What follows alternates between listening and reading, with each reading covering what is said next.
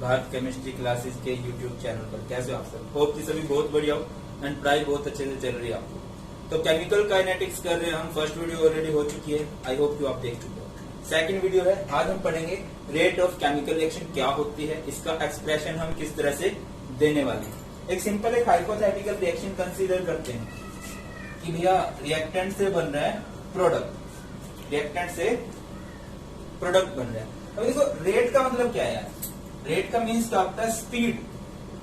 कि chemical reaction की speed हम कैसे डिटरमाइन करते हैं, कैसे हम बताने वाले हैं, क्या कुछ फॉर्मूलाज हम यूज करेंगे एंड इसी से आपके न्यूमेरिकल सोल्व होंगे। अभी तो रिएक्टेंट से प्रोडक्ट बन रहे हैं, ठीक है, हमने इसकी स्पीड बतानी है। डिस्टेंस, स्पीड का फॉर्मूला होता है distance upon time, but chemical reaction में डिस्टेंस अपॉन टाइम नहीं होगा। केमिकल रिएक्शन में क्या होगा? Change upon time. क्या होने वाला है? Change upon time. हम एक बात मान के चलते हैं कि रिएक्टेंट स्टार्टिंग में 100 ग्राम है, इसे हम कहेंगे इनिशियल रिएक्टेंट। प्रोडक्ट कितना होगा स्टार्टिंग में? इनिशियल प्रोडक्ट कितना होगा जब रिएक्शन स्टार्ट हो रही है? 0 ग्राम। हम कब बोलेंगे रिएक्शन खत्म हो गया? मान के चलते हैं कि ये रिएक्शन ने काम करना स्टार्ट किया और 10 मिनट के बाद जो फाइनल रिएक्टेंट है वो 0 ग्राम हो गया। रिएक्शन कब खत्म हो जाती है? जब सारे का सारा रिएक्टेंट प्रोडक्ट बन जाता है। अभी यहां पे समझें तो फाइनल प्रोडक्ट कितना हो जाएगा? वो हो जाएगा 100 ग्राम। तो जैसा कि मैंने बोला स्पीड का फॉर्मूला क्या होता है? Distance upon time, but speed of chemical reaction का फॉर्मूला क्या होगा? चेंज अपॉन टाइम, ठीक है ना। तो अगर मैं आपको बोलूँ डेल्टा आर निकाल लो, चेंज इन रिएक्टेंट निकाल लो, तो कैसे निकलेगा? फाइनल माइनस इनिशियल, 0 माइनस 100, यानी कि आपका आ गया -100। यहां पे बात करें तो डेल्टा पी कैसे कैलकुलेट होगा? चेंज इन प्रोडक्ट, फाइनल माइनस इनिशियल, बोले तो 100 माइनस 0, तो यहां पे आ गया आपका +100। तो मैं आपको बोल रहा हूं इसकी रेट निकालिए, इसका रेट ऑफ रिएक्शन निकालिए। तो आप कैसे निकालने वाले हो रेट ऑफ रिएक्शन? देखिए रेट ऑफ रिएक्शन का फॉर्मूला रहेगा चेंज अपॉन टाइम, यानी कि delta R bye delta T. Change in reactant कितना है? Change in reactant -100। टाइम कितना लगा है? 10। तो ये कितना हो जाएगा? -10 ग्राम पर मिनट। ये हम एक हाइपोथेटिकल केस मान के चल रहे हैं, अच्छे से डिफाइन करने वाले हैं। वैसे अभी प्रोडक्ट के केस में देखें तो इसको मैं ऐसे लिख सकता हूं, delta P by delta T is equal to क्या होगा? +100 बाय चेंज इन टाइम 10, तो कितना हो गया? +10 ग्राम पर मिनट। तो आपको एक बात दिखाई दे रही होगी यार कि वैसे तो ये इक्वल है, बट क्या हो रहा है? यहाँ पे माइनस आ रहा है, यहाँ पे प्लस आ रहा है। रेट ऑफ रिएक्शन जो आएगा, जो स्पीड आएगी, वो हमेशा पॉजिटिव आएगी। तो इसी वजह से ना इसके आगे हम एक माइनस लगा के चलते हैं। ये माइनस लगाने से ही ये भी क्या हो जाता है? ये प्लस हो जाता है, और इन दोनों को हम इक्वल लिख सकते हैं कुछ इस तरह से, minus delta R bye delta T is equal two plus delta P by delta T, ठीक है। अभी यहाँ पे ना हम ये ब्रैकेट लगाते हैं। इन ब्रैकेट्स को याद रखना, इन ब्रैकेट्स को बोला जाता है कंसंट्रेशन ब्रैकेट या फिर एक्टिव मास ब्रैकेट। अभी हमने रिएक्टेंट को ग्राम्स में लिया, बट एक्चुअल में हमने ग्राम्स में नहीं लेना। एक्चुअल में हमने उसे मोल्स में लेना है, यानी कि मोलर कंसंट्रेशन लेनी है, यानी कि मोल्स पर लीटर में लेना है, इस तरह से। एक दूसरा केस समझे, आटा है, ये आटा है, गुना हुआ आटा, और आटे से हमने क्या बनानी है? चपाती बनानी है, रोटी बनानी है। जब भी रिएक्शन स्टार्ट होगी ये तो 0, ये तो फुल होगा आटा, रोटी क्या होंगी? 0। बट जैसे जैसे टाइम पास होगा, वो रिएक्शन स्टार्ट होगी, तो क्या होगा? आटा कम होता जाएगा और रोटी बढ़ती चली जाएगी। तो यही होती है रेट ऑफ रिएक्शन। अगर मैं डिफाइन करूं तो किस तरह से डिफाइन करूंगा? Change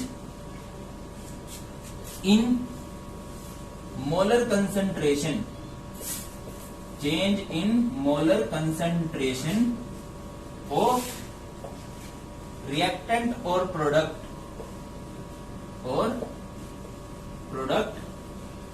with change in time, या कह लीजिए पर यूनिट टाइम मतलब टाइम की पासेज के साथ कितना चेंज आ रहा है। या फिर आप इसको किस तरह से डिफाइन कर सकते हो, सिर्फ एक डेफिनेशन नहीं होती है, कई सारी डेफिनेशन बन सकती है। अभी हमने देखा कि प्रोडक्ट 0 से 100 होता जा रहा है, यानी प्रोडक्ट की कंसेंट्रेशन इंक्रीज होती है। रिएक्टेंट 100 से 0 होता जा रहा है, उसकी कंसेंट्रेशन डिक्रीज होती है। तो हम इस तरह से भी लिख सकते हैं, decrease in molar concentration of reactant पर यूनिट टाइम। बात समझ में आती है? या फिर डेफिनेशन क्या भी हो सकती है, increase in molar concentration of product पर यूनिट टाइम।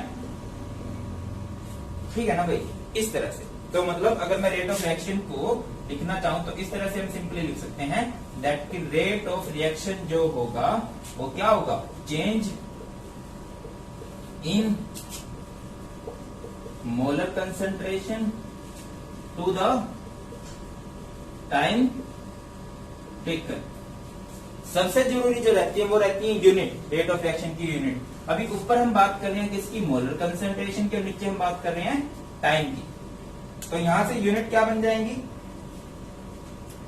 यहां से यूनिट क्या बन जाएंगी भाई, यहां से यूनिट आपकी बनेगी, या तो आप लिख सकते हो मोलैरिटी को एम, कैपिटल एम से, टाइम आपका मिनट सेकंड में हो सकता है, मिनट में हो सकता है, या फिर आवर्स के अंदर हो सकता है, या फिर मोलैरिटी की दूसरी भी क्या होती है, मोल पर लीटर, और टाइम आप सेकंड में लेके चल सकते हो, मिनट में लेके चल सकते हो, और हार्स के अंदर लेके चल सकते हो। तो यहां से यूनिट क्या बन जाएगी, मोलर पर सेकंड, मोलर पर मिनट, मोलर पर हार। यहां से मोल पर लीटर पर सेकंड, सेकंड ऊपर जाएगा ना, पर हो जाएगा, मोल पर लीटर पर मिनट, मोल पर लीटर पर हार। तो इस तरह से ये हो जाएगा। होगी क्लियर है इतनी सी बात। अभी जब आपको रेट ऑफ रिएक्शन का एक्सप्रेशन देना है, वो कैसे देंगे समझिए, ये भी बड़ा इंपॉर्टेंट रहता है। इवन एनसीईआरटी का क्वेश्चन भी है। एंड ये जो स्टेट बोर्ड होते हैं ना, ये देवता आदमी होते हैं, कई बार तो बिल्कुल देवता वाला काम करते हैं। ये आपसे सिंपल पूछ लेते हैं कि इस रिएक्शन का रेट ऑफ रिएक्शन लिख के दिखाओ। एक सिंपल एग्जांपल समझते हैं, A plus B gives C plus D। आपको इस रिएक्शन का रेट ऑफ रिएक्शन का एक्सप्रेशन देना है। तो देखिए एक बात समझिए, जितनी स्पीड से ये घटेगा उतनी स्पीड से ये भी घटेगा, उतनी स्पीड से ये बढ़ेगा, उतनी स्पीड से ये बढ़ेगा, इस तरह से। तो रेट ऑफ रिएक्शन आप कुछ इस तरह से लिख सकते हो। किस तरह से, देखिए ए है, ए क्योंकि रिएक्टेंट है, रिएक्टेंट टाइम के साथ घटेगा तो रेट ऑफ रिएक्शन नेगेटिव आएगी, but rate of reaction positive होती है। तो हम ऑलरेडी एक माइनस लगा के करते हैं, माइनस डेल्टा, और यहाँ पे ए। आपने ए जो है इस कंसंट्रेशन ब्रैकेट में लिखना है, ठीक है ना। आप गैसियस रिएक्टेंट नहीं मान के चल रहे हो। अगर गैसियस रिएक्टेंट है तो प्रेशर की बात करेंगे, वरना हम मोलर कंसंट्रेशन की बात करेंगे। कुछ इस तरह से कंसंट्रेशन ब्रैकेट में इसको रखने वाले हैं। अब क्या होगा, minus delta B upon delta T is equal to, देखिए यहां पे प्रोडक्ट आ गया, प्रोडक्ट के लिए क्या करेंगे, plus delta C upon delta T, वो प्रोडक्ट बढ़ेगा। आपसे एग्जाम के अंदर क्वेश्चन भी आता है, what is the significance of negative and positive sign in rate of reaction, discuss करेंगे इसको भी। Plus delta C by delta T, और यहाँ पे plus delta D by delta T, इस तरह से इनको लिखा जा सकता है। बात क्लियर होती है। अभी दूसरी रिएक्शन देख लेते हैं, एक बड़ी फेमस रिएक्शन है।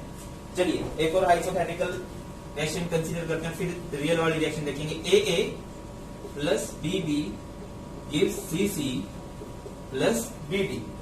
आपको इस रिएक्शन के लिए रेट ऑफ रिएक्शन लिखना है भाई।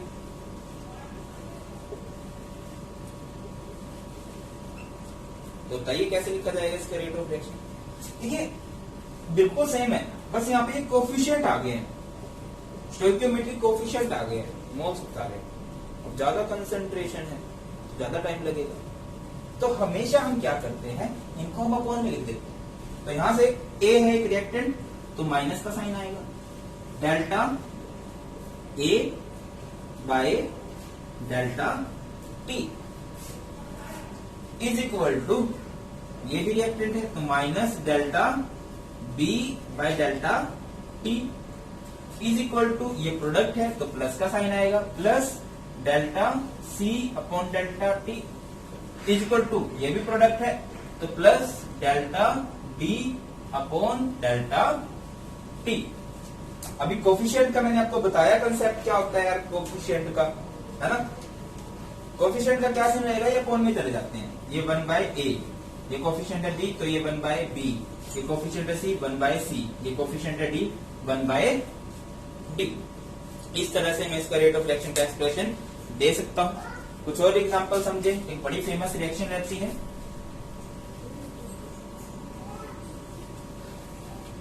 देखिए रिएक्शन है N2 plus 3H2 gives 2NH3। ये बड़ी फेमस प्रोसेस है, ये होता है अमोनिया। इस प्रोसेस को कहते क्या है, इस प्रोसेस को कहा जाता है Haber process.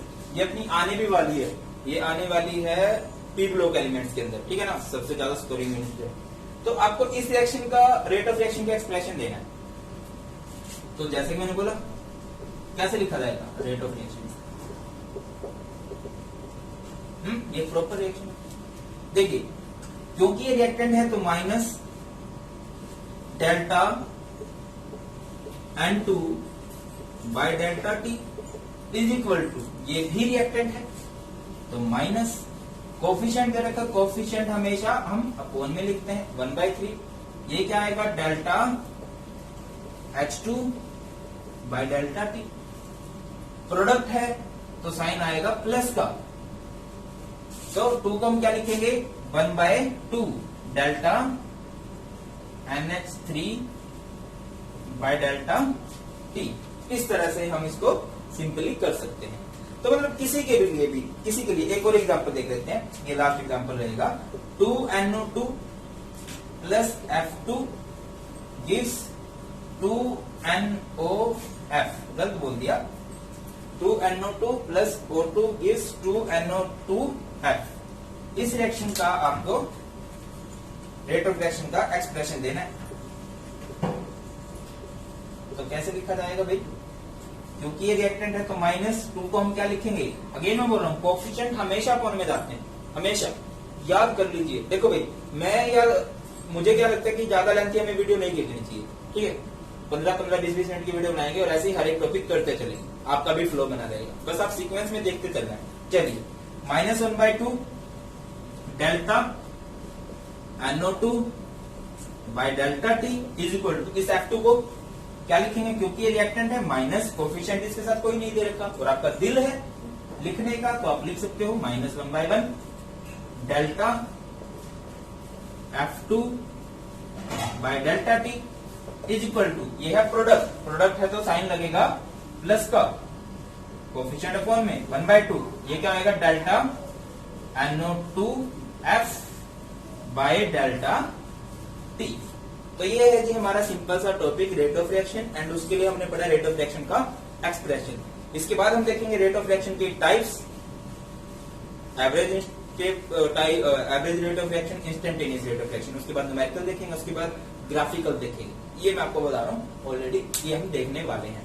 I hope video आपको अच्छी लगी है तो भैया सब्सक्राइब जरूर कर लें, लाइक जरूर कर दें, अपने सभी क्लासमेट बैचमेट्स के साथ शेयर करें। Thank you so much for watching, जय हिंद।